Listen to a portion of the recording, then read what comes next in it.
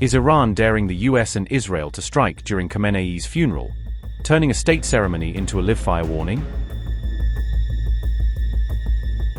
Is the funeral becoming Iran's biggest military message yet, with the country framing grief as a show of force? Iran has reportedly put its ground, air, and naval forces on maximum alert, with security tightened across key cities and borders. Tehran's biggest security operation in years is now underway, as the regime braces for any threat during the funeral period. Why does Iran need to put its entire military on high alert, unless it fears the funeral could become a target? Why are the US and Israel staying silent as Iran turns the country into a fortress, with warnings, restrictions, and retaliation threats all in play? Iran's late supreme leader will be laid to rest on July 9th. Following 6 days of state funeral ceremonies, Iran will begin 6 days of state funeral ceremonies on July 4th, with the burial scheduled for July 9th. The IRGC has intensified ground, naval, and air force deployments to secure the funeral ceremonies from any threat. The military has expanded its border presence as foreign leaders and dignitaries arrive in Iran for the high-profile events. Iran's Air Defense Force is conducting continuous surveillance of the country's airspace throughout the funeral period. Air defense units are also managing air traffic to ensure secure skies during the funeral ceremonies and related movements.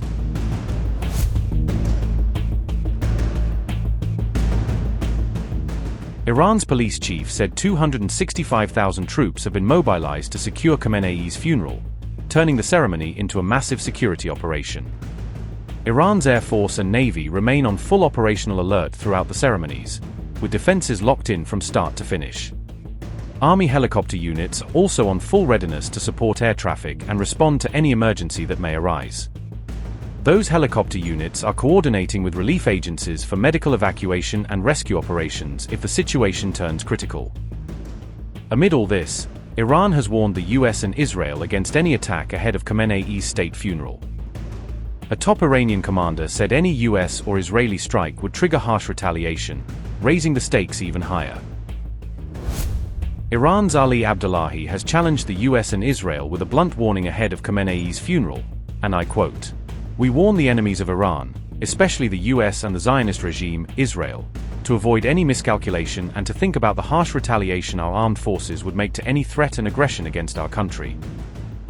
Notably, Donald Trump has repeatedly claimed that the US military has decimated Iran's armed forces. We're not going to let it happen. So Iran will essentially, most important paragraph to me, Iran will in no way, shape, or form have a nuclear weapon or purchase a nuclear weapon. But is this just a concept of that agreement when it comes to nuclear? You said this was just a concept of that agreement. So is this just essentially setting the stage for deeper talks on nuclear? It's a very strong memorandum of understanding. That is a little conceptual, but it's something that's going to get done. And if it doesn't get done for any reason, which I can't imagine that not happening, they want to sign it as much as I do or more. I would say they want to sign it more, maybe a lot more. But it's a very detailed a memorandum of understanding, also agreed to by many other countries that have great influence over them, and everybody wants it done. So it's going to get done.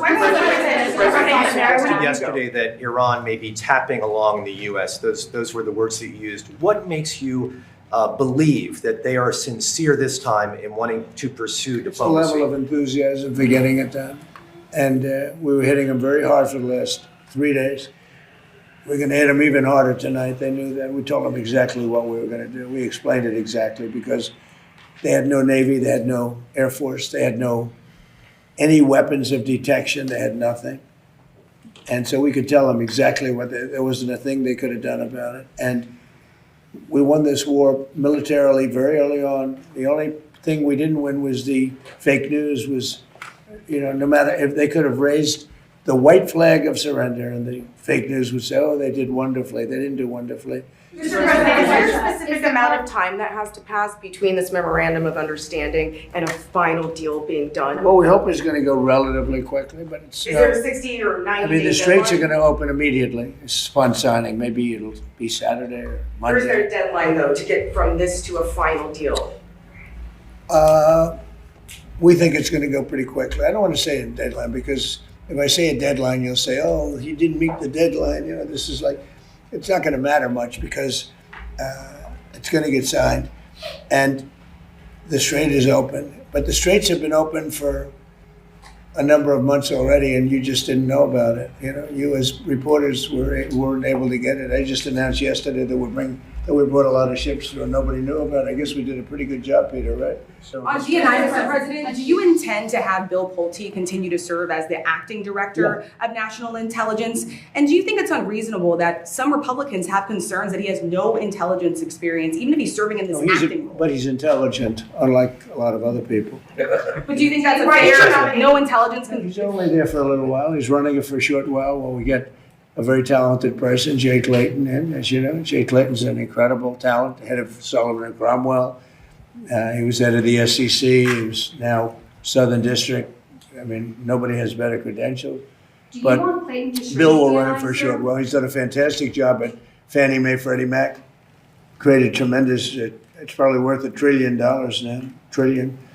He's done a great job. He's a smart guy. Mr. President, are you considering using or drafting an executive order to extend FISA or to continue using Section 102? Well, Congress wants me to do it, and let's see what happens. Republican leadership wants you to do it. I put out a statement, sure. It's Do you very think you have important. the It's executive- very important for our military.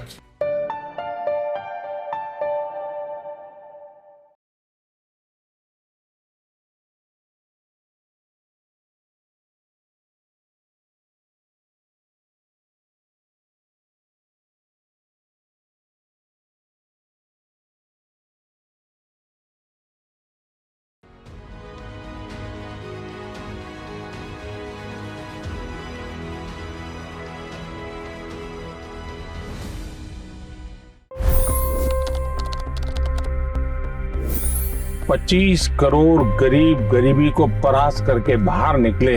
For the good of our nation, let's work together and let's truly make America great again. The fastest news breaks. Requested PM saying that look, you will have to speak to Putin and to Zelensky.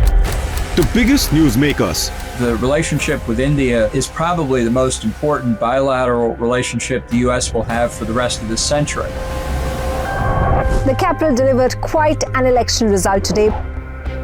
Expert analysis. The million-dollar question today is how to stop this dance of death. Ground reports. I'm standing at the crossroad of the Kumbh Mela. Behind me are more than 100 entry ghats. Long-form interviews. Exclusionary politics is reflected in Manipur case as well. You don't bother because this is a small state.